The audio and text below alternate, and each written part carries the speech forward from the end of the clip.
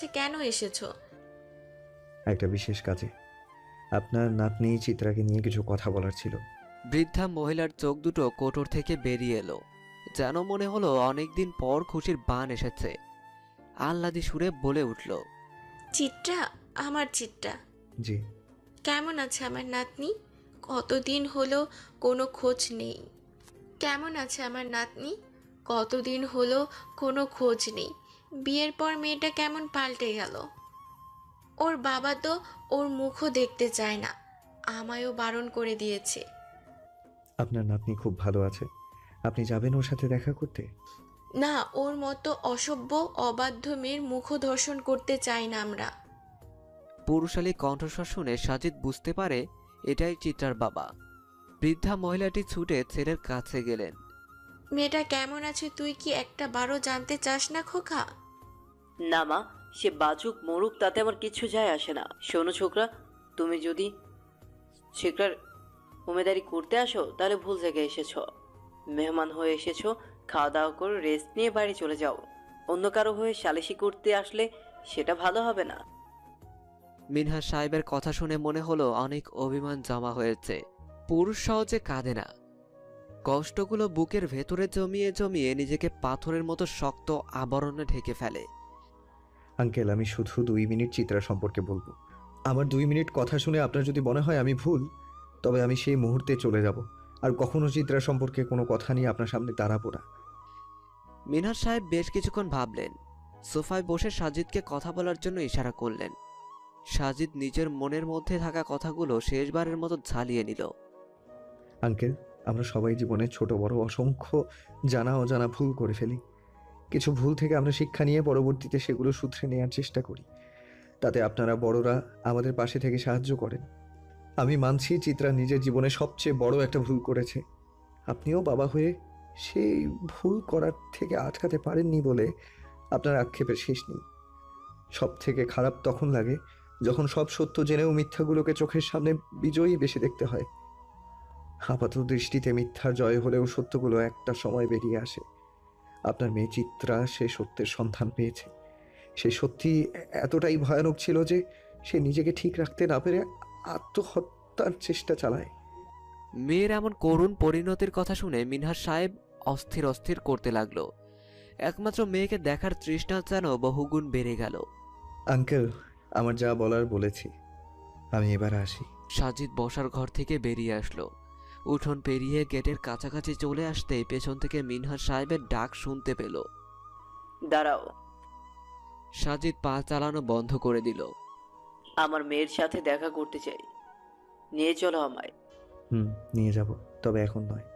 আমি শুধু আপনাদের চিত্রার ব্যাপারটা জানাতে এসেছি। আপনারা ওকে বুঝতে পেরেছেন তাতেই অনেক। আঙ্কেল, আপনার কাছে আমার একটা অনুরোধ ছিল। কি অনুরোধ? আমি না বলা পর্যন্ত আপনারা চিত্রার সাথে দেখা করবেন না। এ হতে পারে না। আমার মেয়ের এই অবস্থায় আমি বাবা হয়ে দূরে থাকি কি করে?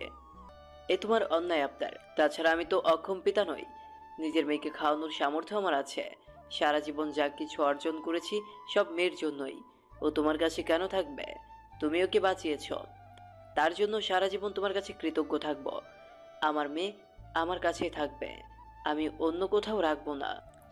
আঙ্কেল, আপনাদের দেখলে তার নিজের প্রতি ঘৃণা বাড়বে, আত্মগ্লানিতে ভুগবে।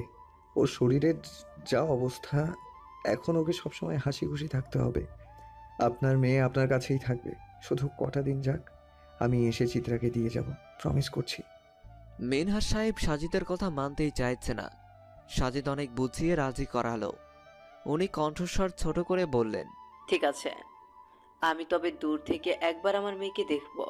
তুমি ওকে বাঁচিয়েছো তাই তোমার কথা রাখলাম, কিন্তু বেশি দিন আমার মেয়েকে দূরে রাখতে পারবো না। ঠিক আছে আঙ্কেল, আমি আপনাকে কাল এসে নিয়ে যাব।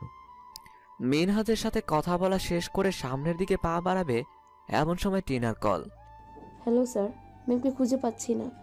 টেবিলে একটা চিরকুট রেখে কোথায় যেন চলে গেছে। চিরকুটে কি লেখা? আপনি চিন্তা করবেন না, আমি জানি সে কোথায় গেছে। আমি চিত্রাকে নিয়ে ফিরবো। গাড়ির স্পিড বাড়িয়ে চালানো শুরু করলো। আচ্ছা, মেয়েরা এমন কেন? যারা তাদের কষ্ট দেয়, যন্ত্রণার অনলে একটু একটু করে মেরে ফেলে, তাদের কাছেই বারবার ছুটে যায়। ভালোবাসা কি তবে নির্লজ্জ বেহায়া? যে অবহেলা করে তাকে মনটা ভালোবেসে চায়। চিত্রা সাজিদের বাড়ি থেকে বেরিয়ে একটা রিক্সা ভাড়া করলো। রিক্সায় উঠে হুড তুলে দিল। একবার তাকে শেষ চেষ্টা করতে হবে। সাগরের কাছে গিয়ে বাচ্চার কথা বলবে। হয়তো বাচ্চার কথা শুনে সাগরের সুবুদ্ধি হবে। একটা ক্ষীণ আশা যেন তাকে সাহস জুগিয়ে যাচ্ছে। গরমে ঘেমে নিয়ে একাকার হয়ে গেছে। বৃষ্টির কোনো লক্ষণ দেখা যাচ্ছে না। চিত্রার খুব পিপাসা পেয়েছে। বোতলের চিপি খুলে ঢকঢক করে পানি পান করে নিল। ভাগ্যিস আসার সময় পানিটা নিয়ে এলো। রিক্সা ভাড়া ছাড়া তার কাছে অতিরিক্ত টাকাও নেই। অনেক অলিগলি ঘুরে রিক্সা তার নির্দিষ্ট গন্তব্যে পৌঁছালো। রিক্সা থেকে নেমে ভাড়া মিটিয়ে বাড়ির দিকে এগিয়ে যাচ্ছে। বুকটা ধুকপুক ধুকপুক করছে। আনন্দ আর ভয় মিশে যেন এক অদ্ভুত অনুভূতি হচ্ছে। মিনিট পাঁচে হাঁটার পর দরজার সামনে পৌঁছালো। গিয়ে দেখে দরজাটা হাট করে খোলা। তার বেডরুম থেকে একটা মেয়েলি কণ্ঠস্বর ভেসে আসছে। চিত্রা রুমের আরো কাছাকাছি গেল। রুমের দরজাটা পুরোপুরি বন্ধ নয়, ভেতরে লাইট জ্বলছে।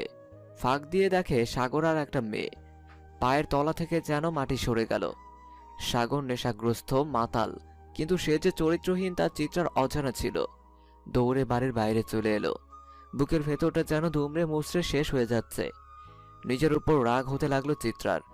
এমন একটা জঘন্য মানুষ সে কি করে ভালোবাসলো। গলাটা ধরে আসছে, চোখ দুটো পানিতে ভরে গেল। চোখের পাতা ফেললেই যেন পানিগুলো ঝরঝর করে ঝরে পড়বে। কান্না করার মতো কিছুই হয়নি মেয়ে। জীবনটা অনেক বড়, এত তাড়াতাড়ি ভেঙে পড়লে চলবে না। গলির মুখে গাড়ি আছে, গিয়ে বসে পড়ো।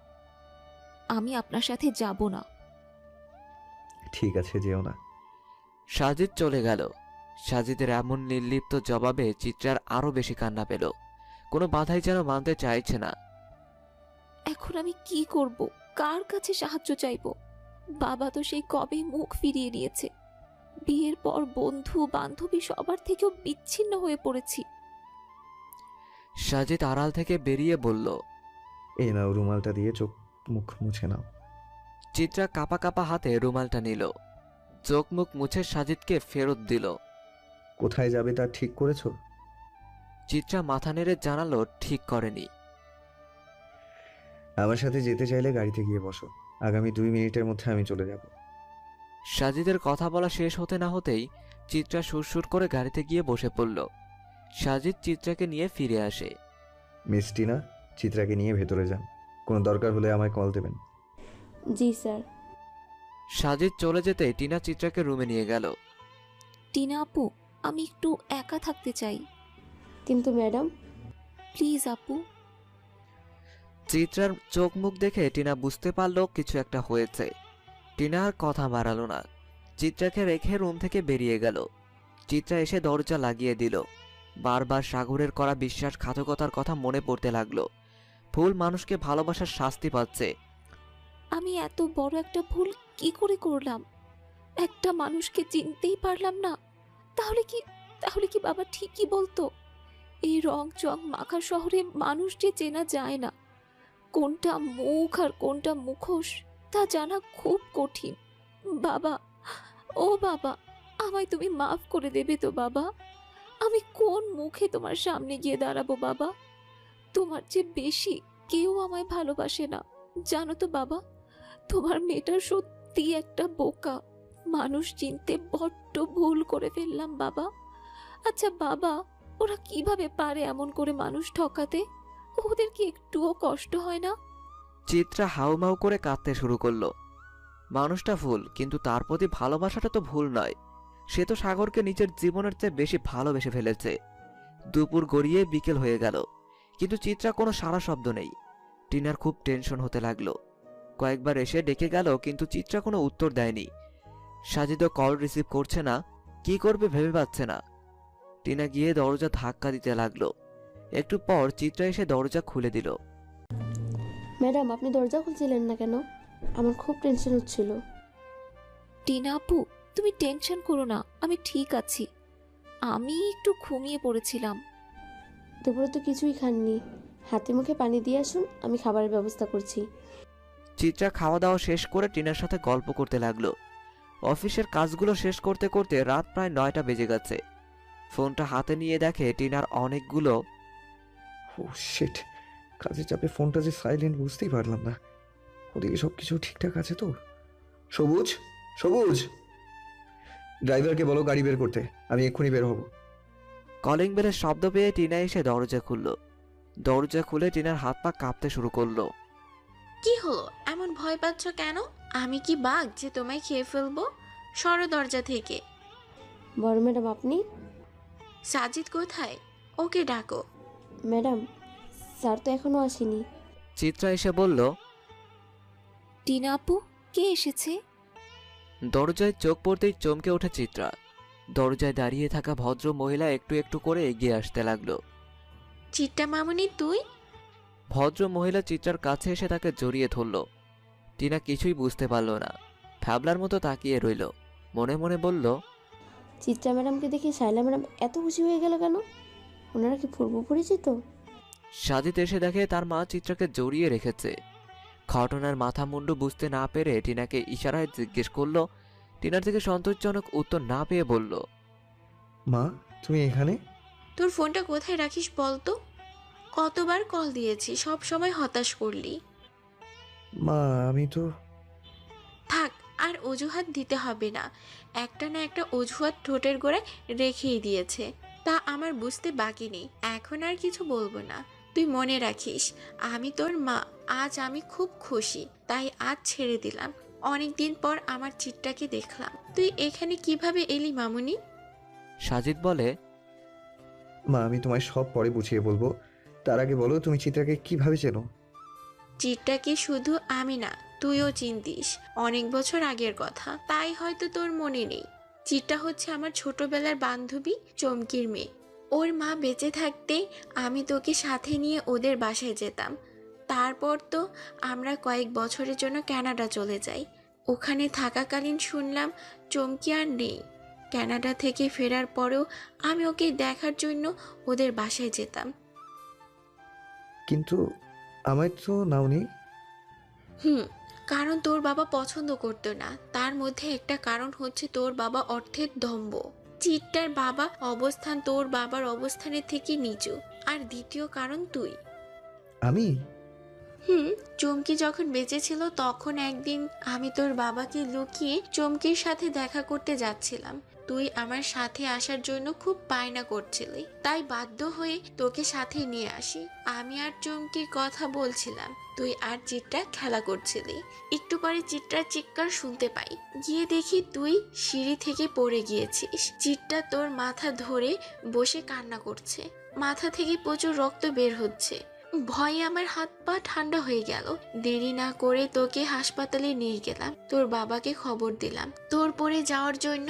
তোর বাবা আমায় খুব বকাবকি করলো। চিটটাকে দায়ী করে চমকিকে ছোট বড় অনেক কথা বলেছে। সে থেকে লুকিয়ে ওর কাছে যেতাম। তোর বাবা বা তুই কেউ জানতে পারিসনি। সাজিদও এখানে কিভাবে? সাজিদ টিনাকে ইশারা দিল চিত্রাকে রুমে নিয়ে যাওয়ার জন্য। টেবিলের উপরে রাখা পানির গ্লাসটা হাতে নিয়ে পানি পান করলো। শায়লাকে সোফায় বসিয়ে সব ঘটনা খুলে বলল। সব শুনে শায়লার চক্ষু চরক গাছ। মনে মনে বলল, এত কিছু ঘটে গেছে অথচ মিনহাজ ভাই কিছুই জানলো না। শায়লা সোফা থেকে উঠে দাঁড়িয়ে গেল। শায়লা গটগট করে চিত্রার রুমে গেল। আমি চিটটাকে এখানে রাখবো না। ও আমাদের সাথে আমাদের বাড়ি থাকবে। তুই বস, আমি ওর সাথে কথা বলছি। টিনা, চিটটার যা কিছু জিনিসপত্র আছে সব 8 ঘন্টার মধ্যে গুছিয়ে দাও। শায়লার এমন আদেশ শুনে চিত্রা মনে মনে ভয় পেল। খালামণি, আমায় তুমি বের করে দিচ্ছ? তোকে বের করে দেব এটা তুই ভাবলি কি করে মা? আমি তোকে আমার বাসায় নিয়ে যাব, সেখানে তুই থাকবি। এই সময় পরিবারের সাথে থাকতে হয়। খালামণি, আমি তোমার সাথে গেলে আঙ্কেল তো খুব রেগে যাবে। তুই চিন্তা করিস না, তোর আঙ্কেল তোকে অনেক বছর দেখেনি, তাই চিনতেও পারবে না। আর যদি কোনোভাবে জেনেও যায় তবে সেটা সামলানোর দায়িত্ব আমি নিলাম। শায়লা, সাজিদ আর চিত্রা মিলে সাজিদের বাসার উদ্দেশ্যে রওনা হলো। চিত্রা মনে মনে খুব ভয় পাচ্ছে। আনোয়ার আঙ্কেল যদি কোনোভাবে বুঝতে পারে তবে খালামণিকে অনেক বকাঝকা করবে। আমার জন্য সবার জীবনে সমস্যা তৈরি হচ্ছে। আমায় কিছু একটা করতেই হবে। খুব তাড়াতাড়ি এদের সবার জীবন থেকে অনেক অনেক দূরে চলে যেতে হবে। সাজিদদের গাড়ি একটা বড় বাড়ির সামনে এসে থামলো। শেফালি, শেফালি, জি মিন সাহেব, কেন? গাড়িতে কিছু জিনিসপত্র আছে, এগুলো ভেতরে নিয়ে যাও। ও মা চিত্রা, তুই বসে আছিস কেন? নেমে আয়। শায়লার ডাক শুনে চিত্রা অতি সন্তর্পণে নেমে এলো। চারপাশটা ভালোভাবে দেখতে লাগলো। বাড়িটা খুব সুন্দর, একদম ব্রাঞ্চ প্রাসাদের মতো। শেফালি জিনিসপত্র নিয়ে ভেতরে গেল। শায়লা চিত্রার হাত ধরে ভেতরে ঢুকলো। মিন সাহেব, এগুলো কোনখানে রাখো? দোতলায় নিয়ে যা। শেফালি সিঁড়িতে পা দেবে তখনই শায়লা বলে, শেফালি, দোতলায় যাস না। এই অবস্থায় ওর সিঁড়ি দিয়ে ওঠানামা করা একদম উচিত হবে না। তুই বরং নিচতলার এই রুমে রেখে দে। এইসব কার শায়লা? আনোয়ার হোসেনের গলার আওয়াজ পেয়ে চিত্রা ভয়ে জড়সড় হয়ে গেল। শায়লার পেছনে নিজেকে আড়াল করার বৃথা চেষ্টা চালাতে লাগলো। এই মেয়েটি কি শায়লা? ও আমার এক বান্ধবীর মেয়ে। ওর বাবা মা একটা কাজে দেশের বাইরে গেছে, তাই এখানে আমাদের সাথে থাকবে। আনোয়ার সাহেব চিত্রাকে ডাকলেন। চিত্রা যেতে চাইছে না। শায়লা ওর হাত ধরে আশ্বস্ত করলো। বাহ, বাড়ি মিষ্টি মেয়ে তো। একদম নিশ্চিন্তে থেকে তুমি কোনো সংশয় করবে না, এটা তোমারও বাড়ি।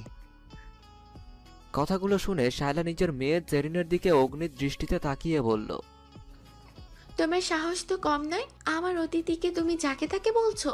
খবরদার জেরিন, আজ যা বলেছো, পরবর্তীতে আর যেন এর পুনরাবৃত্তি না হয়। এক্ষুনি এসে চিত্রার কাছে ক্ষমা চাও। তাই নাকি জেরিন? তুই শিওর মা যাকে নিয়ে এসেছে সে রাস্তার মেয়ে? একটা মেয়ে হয়ে আরেকটা মেয়েকে এইভাবে অপমানজনক কথা বলতে মুখে একটু আটকায় না তোর? বিবেক বুদ্ধি কি সব জলাঞ্জলি দিয়ে ফেলেছিস? অবশ্য তোর দোষ নেই, ছোটবেলা থেকে সব না চাইতে পেয়ে গেছিস তো, তাই মানুষকে মানুষ বলে ভাবতে ইগোতে লাগে। সাজিদের কথায় খুব অপমানিত বোধ করলো জেরিন। ধূপধাপ শব্দ করে রুমে চলে গেল। চিত্রা জেরিনের কথায় খুব কষ্ট পেয়েছে। মন খারাপ করার মতো কিছু হয়নি, রুমে গিয়ে রেস্ট নাও। মা, চিত্রা অনেক যত্নের প্রয়োজন, টাইমলি খাওয়া দাওয়া করতে হবে। তুই ভাবিস না, ওর কোনো অযত্ন হবে না। শায়লা চিত্রাকে রুমে নিয়ে গেল। ড্রাইভার এসে সাজিদকে বলল, স্যার, গাড়িতে একটা হারমোনিয়াম রাখা আছে, কি করব? আমার রুমে নিয়ে এসো। সাজিদ হারমোনিয়ামটা নিয়ে নিজের রুমে রেখে দেয়।